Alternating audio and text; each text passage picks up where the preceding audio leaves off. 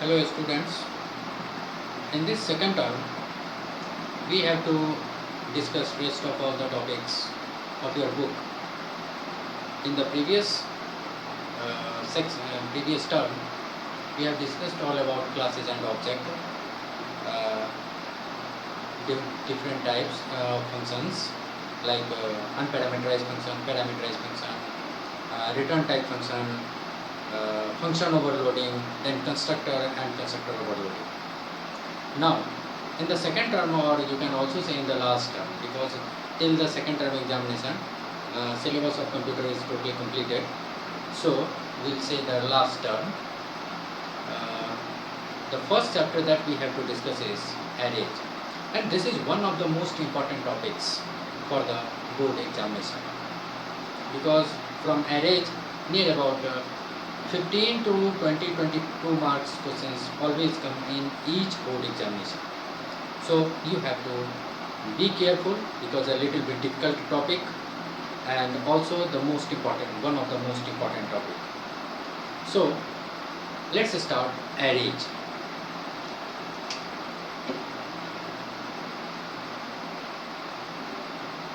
Arrays. Before starting array, let's discuss some practical concepts. Suppose if we are talking about 10A or 10B or 10C, why do we say that the particular class is 10A? Because all the students belonging to that class are of 10A.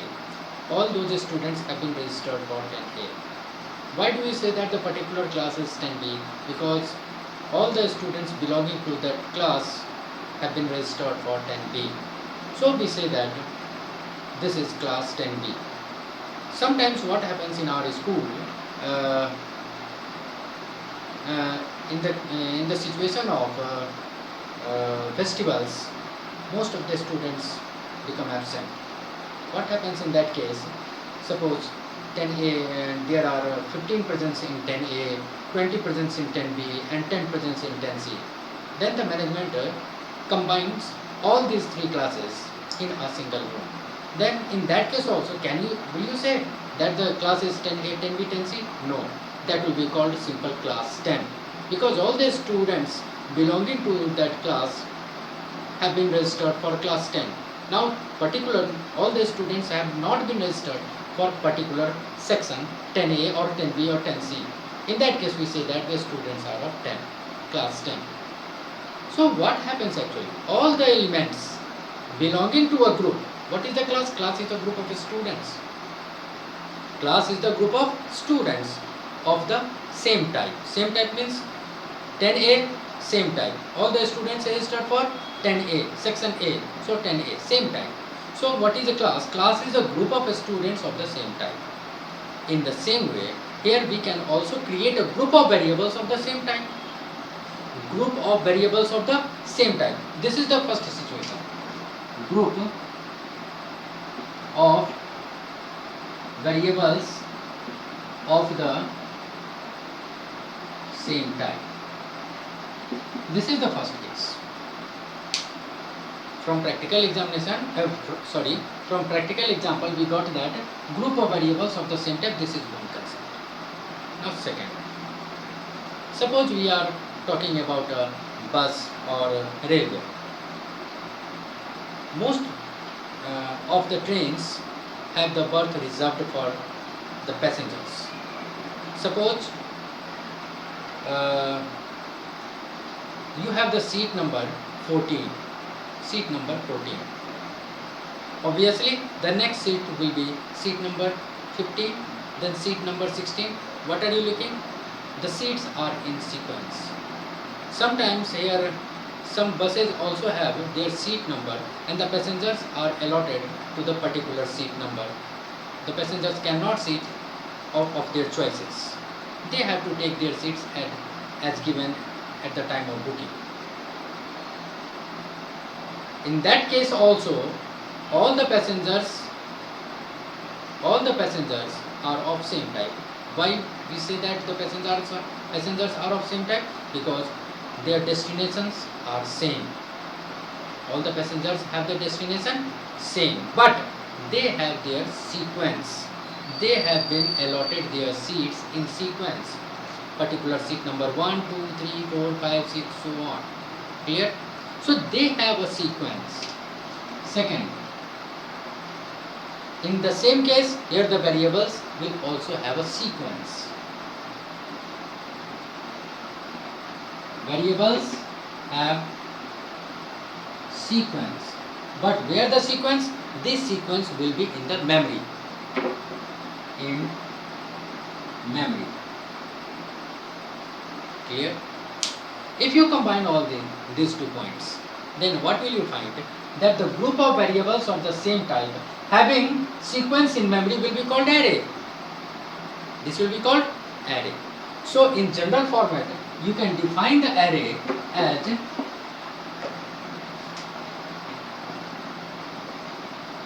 array is the collection of variables of the same data type that occupies continuous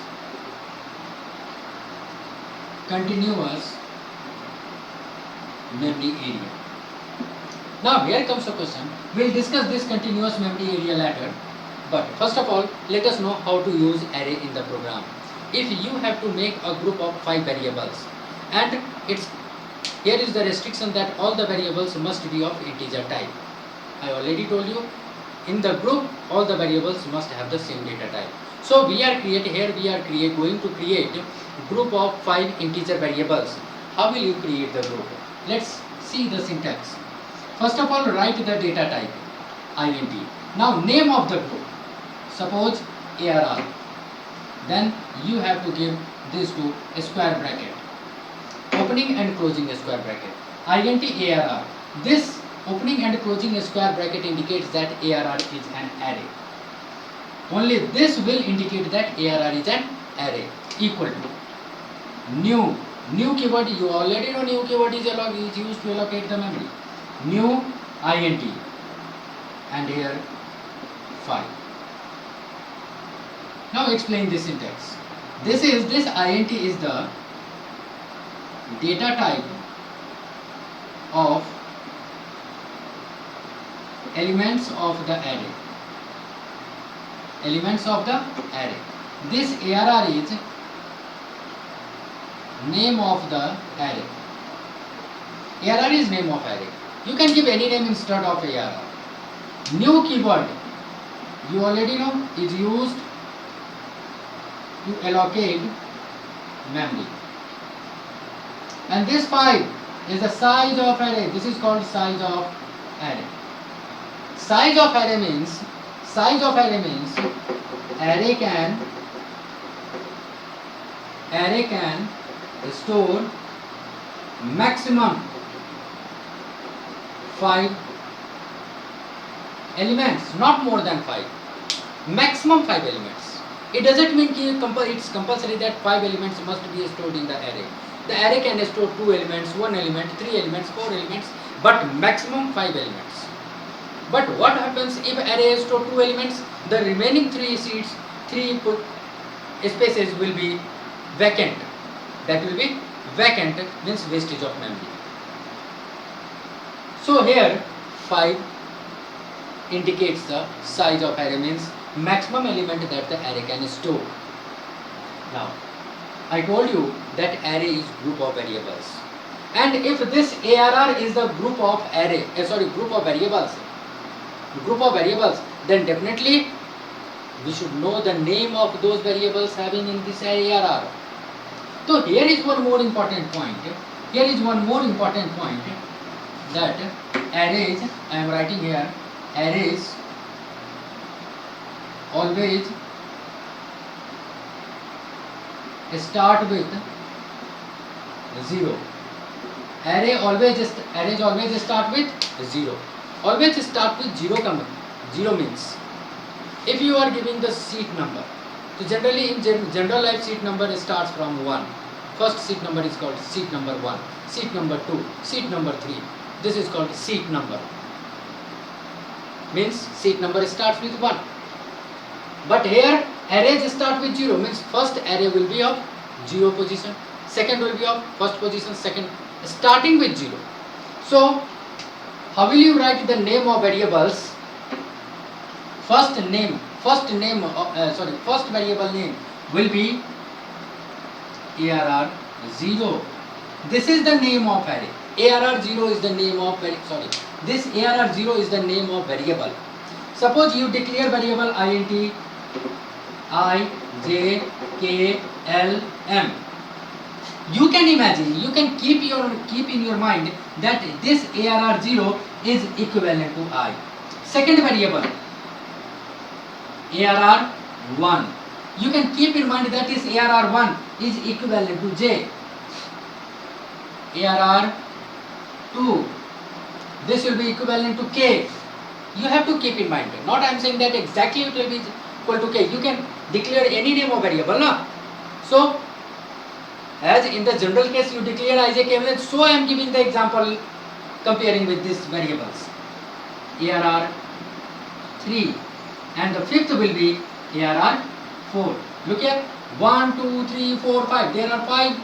These are the 5 variables. Starting with 0, 1, 2, 3, 4. What are you looking? The last variable will end at 4. 1 less than the size of array. Size of array is 4 and the index of, this is called 0, 1, 2, 3, 4. This is called index of array.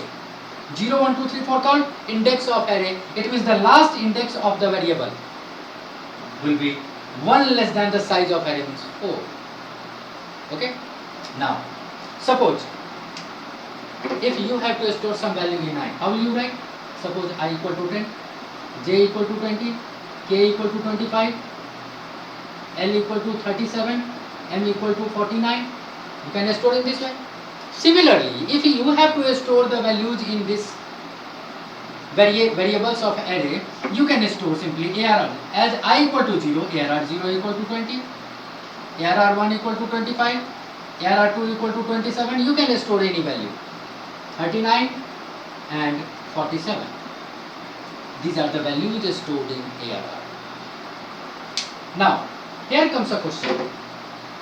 What is continuous memory location? When you declare this array, the variables are assigned like this, and you can store the values like this. But how these elements, how these variables can be represented in the memory? Suppose this is the memory representation. This is the memory representation. This complete, as you declare ARR with 5 sides, this complete memory will be allocated at once. This will be referred as ARR. Okay. Now indexing the first variable. 0 means ARR 0, ARR 1, ARR 2, ARR 3 and ARR 4. Now suppose the address of first element, it's suppose not I am saying exactly, suppose address of first element is 1000, then what will be the address of next element? Actually integer occupies 4 bytes memory. All of you know that integer occupies 4 bytes memory. So after getting first 4 byte, the next element will be after 4 bytes. Means if the first address is 1000, after 4 byte, the next address will start at 1004. Third element will start plus 4 byte 1008. Again 1012 and 1016. You can get the address like this. Continuous address. If you know the address of any one element, you can get the address of the rest element. This is called continuous memory area. But you can ask a question that, sir, what do we need this? Actually we need this because in general case, suppose you declare 5 variables I, J, K, L, M, N, and this is the rough diagram, this is the block diagram of our memory. This is the block diagram of memory, and you declare 5 variables I, J, K, L, M, then the variables will occupy the space in memory where the space is vacant for them. Suppose I 4 bytes, if 4 bytes is vacant here, then I will get the memory here, J will get the memory here, K here, L and M. They are not in proper sequence. If you have the address of first element, you cannot get the address of next element because they have been assigned, they have been stored randomly. Clear now? But in case of array, all the elements get their memory as continuous memory location. If you know the address of any one element, you can get the address of the next element. It means all the elements. Now, this value has been assigned 20, 25, 27, 39 and 47. Clear? If you need to print all these things, if you have to print the values of this array, how will you print? Let's rough some topics here. Suppose if you have to print, am I erasing all these things also?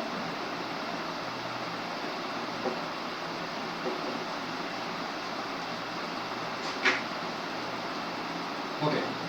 Now, if you have to print I, how do you write? System.out.println I. In the same way, if you have to print ARR 0, how will you write? System.out.println ARR 0. System.out.println ARR 1. System.out.println ARR 2. What are you looking? What is common? Everything is common in all these syntaxes except the index number. Index number 0, 1, 2.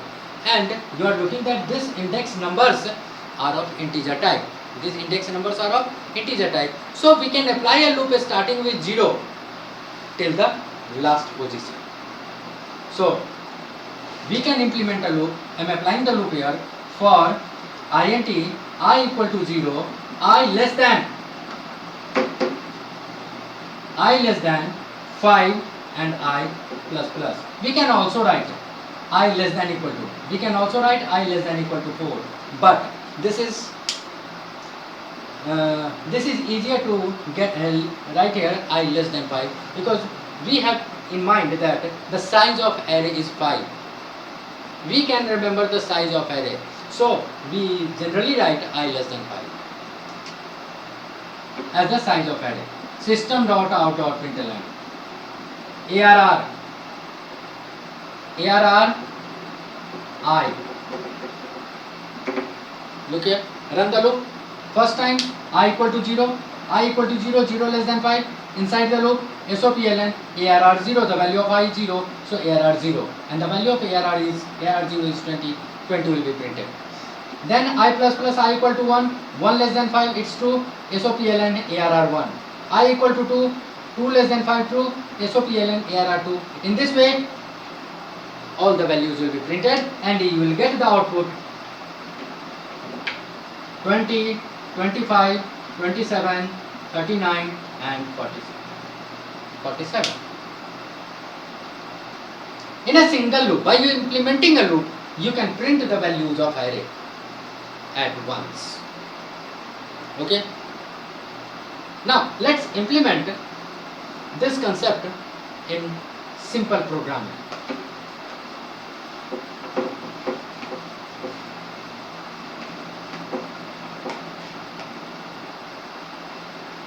I'm writing a very simple program.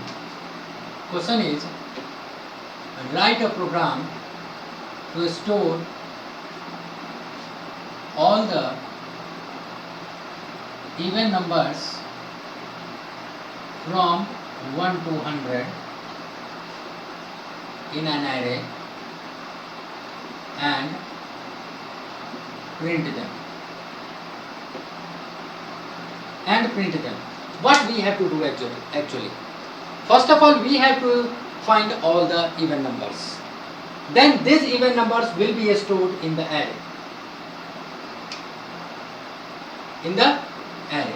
And finally, we have to print the array. Okay? So start the program. Int declare an array. Int arr equal to new int. Now here comes a question that what should be the size of array. Obviously you can say that there are total 50 even numbers between 1 and 100, but if the question is changed to write a program to store all the prime numbers from 1 to 100, then how will you write? You don't know how many prime numbers are between 1 to 100, 1 to 1000, 1 to 10,000, you don't know. Then what should be the size in that case here? Because you know that the size must be given as possible, as maximum as possible. Clear now? So we imagine that how many maximum even numbers possible between 1 and 100. Maximum possible even numbers between 1 and 100 is 100. 100 से ज़्यादा even number नहीं हो सकता. So we give the maximum possibility, suppose 100. This is the technique to use array. We always write the size as the maximum size, 100. Now declare the variables. To run the loop from 1 to 100, int I. Okay, and one variable must be declared for indexing of the array, because array always start with 0. So a separate variable, suppose k equal to 0, have been used. This variable has been used for indexing of array. Now apply the loop for I equal to 1, I less than equal to 100, and I plus plus. Okay, check even number. If I modulus 2 equal to 0, the I will be even. I is even. So what do you do in the previous cases? You write SOPLNI. Okay, now instead of this printing the statement, you have to store this number in array. The array is ARR. ARR. The first value will be stored at 0 position, and 0 position, 0 is stored in k. So ARR k equal to I. I is stored at ARR 0, k equal to 0, ARR 0 equal to first even number. Now the next even number should be stored at the next place. So for next place, just do here k plus plus. Close. Look here. First even number 0 position, k equal to 1. Second even number, k equal to 1. At first position, k, now k equal to 2. Third even number at k equal to 2. Here k equal to 3. In this way all the values will be stored. Now if the last even number is stored at the value of k, after that the value of k will be incremented one more than the assigned position. The value of k will be incremented one more than the stored in assigned position. So for now start another loop to print the array I equal to 0. You know, array start with 0, I less than k, and I plus plus, because this is the k which will give you the total number of assigned stored element in the array. So here I less than k, and I always start with I should be equal to 0, because array start with 0. You have to start the printing from 0 position. System.out.println ARR I. Now here you have to keep in mind, one loop must be used to store the data of array. One loop must be used to store the data of array, and in that loop will not do any more work. Suppose you have to further do the calculation like addition, subtraction, multiplication, division, or different types of calculation along with printing it. All these activities, all these work should be given in another loop. That's why here we have used another loop. We have not printed the values in the previous loop, because this loop indicates that the values are being stored in the array, and this loop is used to print the values of array. Clear? So this is the basic concept of array. You will revise, and in the next video we will discuss some more problems on this basic concepts, and then further we will go to advanced topics of array. Remember, this is one of the most important topics. Clear? So be careful while studying these topics. Watch the videos regularly. Watch each video multiple times, 2, 3, 4, 5, 10 times. Then you will get the concept proper. Okay? Thank you.